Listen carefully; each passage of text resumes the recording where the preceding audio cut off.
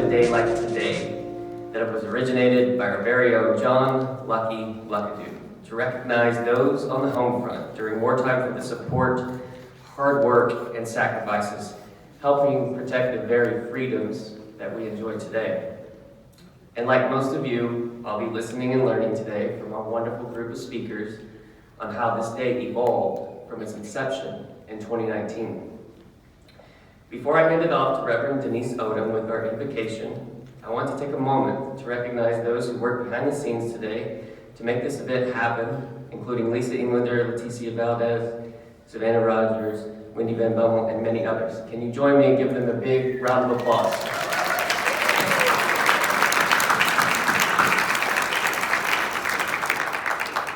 And now Denise Odom with our invocation.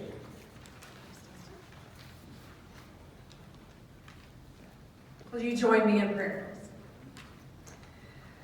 God of tender mercy and care, we know at your heart you are a God of compassion and a God of care. We are grateful for how you have showered us with your mercies throughout many generations, with people committed to showing and sharing your love with others. We thank you that during times of armed conflict, when fighting and war come upon us, that you empower your people with courage and strength to serve and protect our beloved home. Today, we ask your blessing on our time together as we honor those homefront heroes, those who kept home a reality for the servicemen and women who went elsewhere to fight. We are grateful, O God, for these homefront heroes, for all the ways, big and small, that they fought and fight for our freedom. By becoming single parents for an unknown time. For going to work in factories or offices. For selling war bonds, growing victory gardens. Helping neighbors and friends who grieve the loss of their soldier. For recycling and sacrificing fashion so that there were enough supplies for the soldiers. For being inspired to create and invent new ways of safely feeding and providing for those in need and at the front lines. For the many other innovations, for the caring, for the wounded, and so much more, we give you thanks. Today we ask that this recognition of Homefront Heroes Day become a reality, that all will observe its time and these folks. And until then, we thank you for Lucky and for the inspiration you gave him to honor those not just on the front lines, but all who work together for the love of fellow man and our beloved country. Bless our gathering, O Lord. May we be inspired and strengthened as we recall how you were glorified when your people work together. May all of us work together still to find solutions and to empower leaders who work toward the safety and good of all Americans. More than 5 years ago, when Lucky and our then executive director and myself were in the executive offices, and Lucky came to us with his vision. He said, I want a day that remembers those that stayed behind. We have Veterans Day, we have Memorial Day, and many, many others. But we don't have one that honors those individuals on the home front, past and present, for their support, work, and sacrifices at home during the service of their family members, loved ones, and Americans in the United States military. At the time of this meeting, Lucky was 95 years young, and he told us that he wanted this day of recognition to come to fruition by the time he was 100. No pressure for any of us, of course.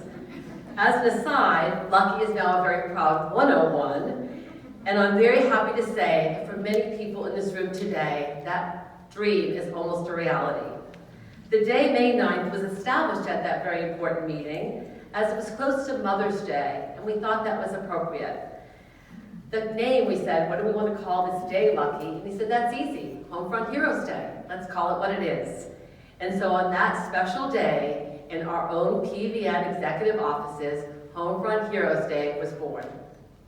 The hard work began. The very first recognition took place right here in this auditorium on May 9th, 2019. Many of you, as I look around, was at that very special inaugural day. The ceremony included the presentation to Lucky by Dallas City Council member Adam Magoo, with a proclamation from the Office of the Mayor of the City of Dallas. On May 6, 2022, Congressman Colin Allred and Congressman Jake Elzey introduced a bipartisan resolution supporting the effort to designate May 9th as Homefront Heroes Day. So now, Lucky, I would ask you to come up here to the podium, please. It's not very often you get to be with a hero like this. So I'm going to present you, Lucky, today another proclamation from Mayor Eric Johnson, citing May 9, 2023 as recognized as National Homefront Heroes Day. Homefront Heroes Day. Just what an honor to even be standing next to this gentleman that I am to talk about a day like this.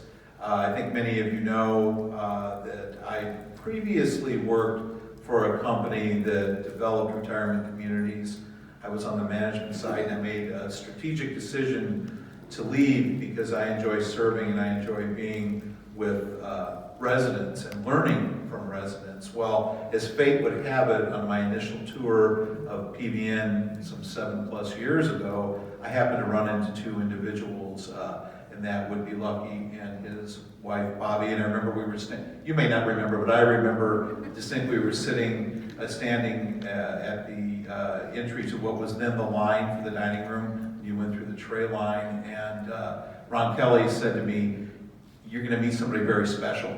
And I don't think that day that I really understood how special the individual I was meeting was. But over time, I've had the great opportunity to get to spend time with Mr. Luckadoo, to understand about his service during the war and his continued service to this organization. He is deeply committed to PVN and its success. And as Lisa said earlier, Lucky sort of threw down the challenge several years ago that the one thing that he wanted more than anything was to have a holiday to commemorate what many of you in this room did and subsequent generations have, and that is supporting the people in our armed services while they're away, while they're at the front, securing our freedom. And I can tell you, as a side note, Jason Whiteley is here today, I've had the great opportunity to spend a significant amount of time with Lucky as he is recording the book that he recently wrote. And for someone of my generation to be able to sit in the presence of Lucky, to hear what happened and what really move by move, moment by moment was going on during some of the missions that he flew, and the backstory behind it, I am even more grateful for that day 7+ years ago for having met him. Very pleased that Eric Johnson declared today Homefront Heroes Day in the city of Dallas. I think what Lucky, Lisa, and Letty, and everyone else in this room has learned, having a national holiday declared is not necessarily the easiest thing. It is a journey. I'm very pleased to say that Lucky was recognized in the heart of the pandemic by Leading Age, which is an organization that represents senior living communities, as Inspirational Senior of the Year. So with that, I'm happy to say that as everything is a process, and as we met Congressman Allred last year and we talked about a joint bipartisan proclamation before Congress last year, that again, this is a process. We're going to talk about that today. So Lucky, I'm very pleased, and I want to make sure that I say, Andrew, your last name right, Andrew Krause? Is that Krause? Krause, no Z, sorry. I knew it Krause. So Andrew Krause, who is representing Congressman Allred's office, he is his Director of Outreach, will join us at the podium and talk about what is being presented in Congress today. And with that, Lucky, I remain eternally grateful for your leadership, your vision, and most importantly, your friendship. So thank you. Thank you, Jeff.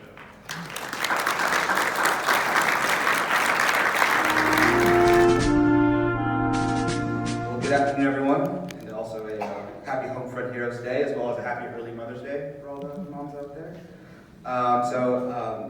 Like I said, my name is Andrew, and Director of Outreach in Congressman Allred's district office in Richardson. Honored to be here today on the Congressman's behalf, and he asked me to share the following statement with you. Good afternoon, Presbyterian Village North residents, guests, and of course, Major Luckadoo. I'm sorry not to be joining the festivities in person today, but I appreciate the opportunity to share a statement with all of you today. I was so honored last year to celebrate Homefront Heroes Day in person with the man who has fought tirelessly to make this celebration a reality, Lucky. We would not be here today if not for Mr. Luckadoo's effort to recognize the work and sacrifices of those that serve their country at home, and I'm glad to play a small part in that. Today, I will reintroduce the Homefront Heroes Resolution in Congress to recognize those that sacrifice so much to support our service members and keep our nation strong during the war effort. Now more than ever, we must make time to appreciate those that came before us and dedicate themselves to ensuring freedom and democracy for their children and their children's children.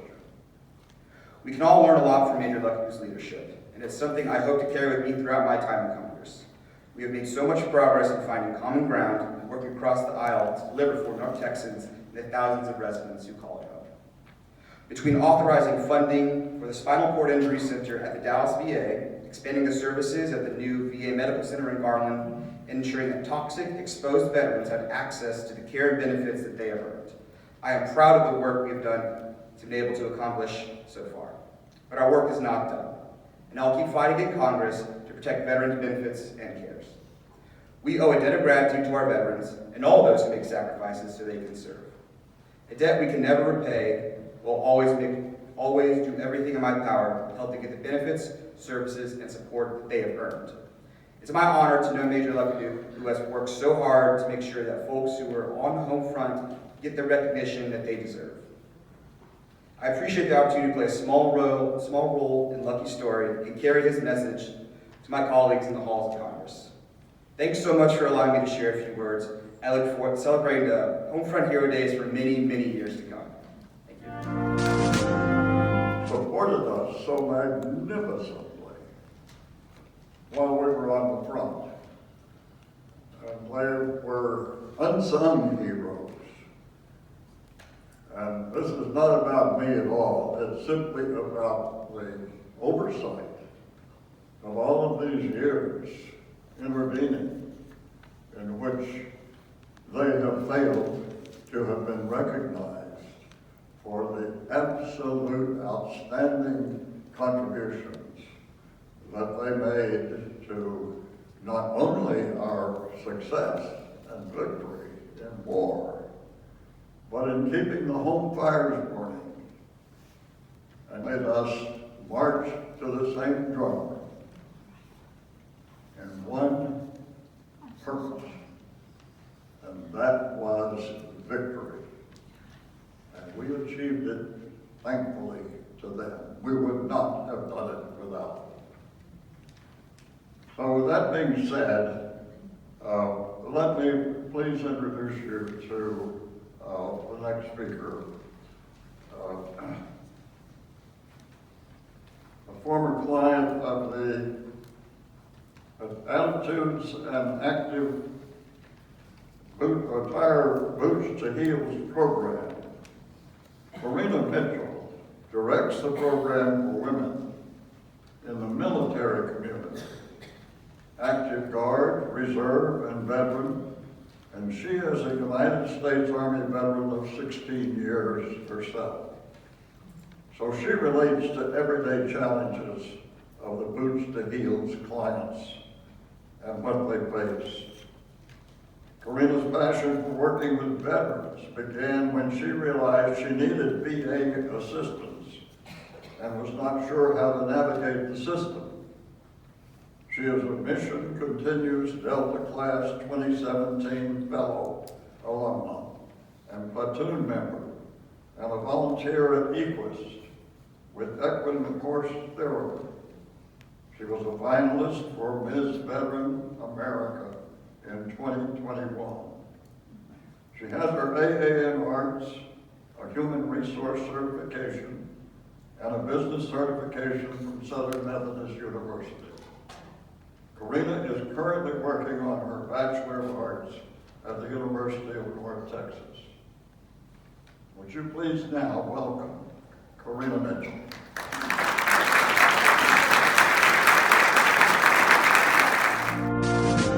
Good afternoon, everyone. My name is Karina Mitchell. I am the program director of our Boots to Hills program at Attitudes and Attire. Boots to Hills focus on working with women veterans and military spouses, which I identify as both. A couple of years ago, I attended an event, and it was a soldier ride, a couples soldier ride for veterans and spouses. And we had this amazing weekend. We rode over 30 miles on bikes, and we bonded, and we took classes on how to talk to each other, communicate. But at the end, we were closing out, and one of the spouses spoke up, and she asked, "What about the spouses? We've been through a lot, and there's no acknowledgement of us. Yes, we're here, we had a good time, but what about us and the things we've been through?" The room was silent. There was no answer. So learning of Homefront Heroes Day in Lucky, this is truly an honor. I didn't want to make it about Lucky, Mr. Luckadoo, because as he said, it's about Homefront Heroes. But thank you for doing something that is beyond past due and needed. So with that said, I was in the Army for 16 and a half years. I actually met my husband in Iraq. Wasn't interested in dating or anything, and we ended up at the same duty location after leaving Iraq, and we started dating. And 16 years later, we now have 2 children. But the one thing that I remember is when we were dating, he was asleep and he's fighting and he's scrambling, and I didn't understand what was going on. So I tried to wake him up, and it was one of the worst decisions that I could have made. And when he opened up, he didn't see me. He was fighting for his life. And luckily he came to. But I had to make a difficult decision to contact his command and say that something was wrong. He needed help. And that was difficult. We would go on to have children, 2 children. Struggled with getting pregnant. I didn't think that I would ever have children. I had my first one at 31 and my second one at 35, which was difficult in itself. The second pregnancy, he ended up retiring from the Army, but got a civilian job as a military contractor that sent him back to Afghanistan for 18 months. So I went through the pregnancy by myself. We relocated from New Jersey back to Texas, where he's from, and we met overseas. I've been deployed twice, he's been deployed 4 times, so things that I was feeling and I was going through, I kept to myself. After that, I became determined.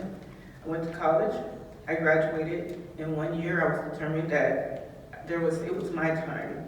It was my turn to do the things that I wanted to do, to learn to take care of myself, to put me first, because I was pouring from an empty cup and I wasn't loving me. In order to be the mom and the wife that I needed to be, I had to put me first. So I went back to school, I graduated, and I began volunteering. I volunteered at Attitudes and Attire because I was extremely grateful for what the program had did for me.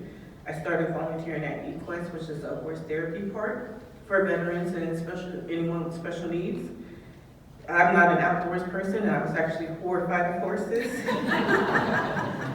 But it was one of the best things that I could have done was working there. It was very therapeutic. I now love horses. My family, my children love horses. We go all the time as much as possible and volunteer. And I'm grateful for that. at the time, my husband was like, hey, you need to get a job. I know, and I don't know what I'm doing, but I have to keep volunteering.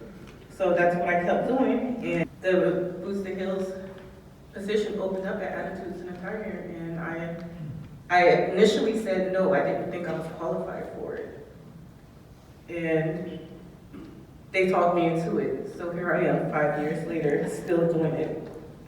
But the one thing that I learned was to speak up, that we all have struggles. Being a spouse was difficult, but it was worth it. My husband, because he went directly from retiring from the Army to being a military contractor, going to Afghanistan for 18 months and then continue working in a military setting, he never transitioned from military to civilian. He was recently laid off from his job after 20 years in the Army of always having a job and then 10 years as a military contractor. He was laid off. The last year of his career as a military contractor, his mom and his brother passed away. And he never grieved. So he never transitioned from the military, nor did he grieve losing his mom and his brother. So I had the opportunity to watch him go through that transition and grieve at the same time. And he's a better person for it. He's currently walking 30 days with Carry the Load from West Point, New York to Dallas, raising awareness of the true meaning of Memorial Day for first responders and veterans. And I am so honored that I'm still, right now, feel like a military spouse, juggling our children, our home, and all these responsibilities along with an amazing career and having to juggle everything by myself. But I am so proud to be able to do that while watching him do such amazing things. I'm truly honored. So in conclusion, I am more than just Staff Sergeant Terry Mitchell's wife. Though it's one of my proudest titles, I am a woman, a mom, a sister, a friend, a daughter. Thank you.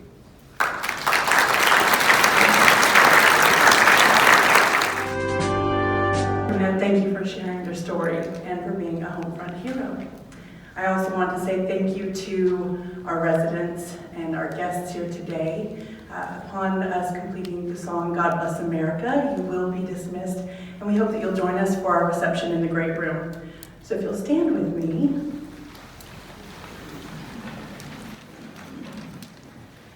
God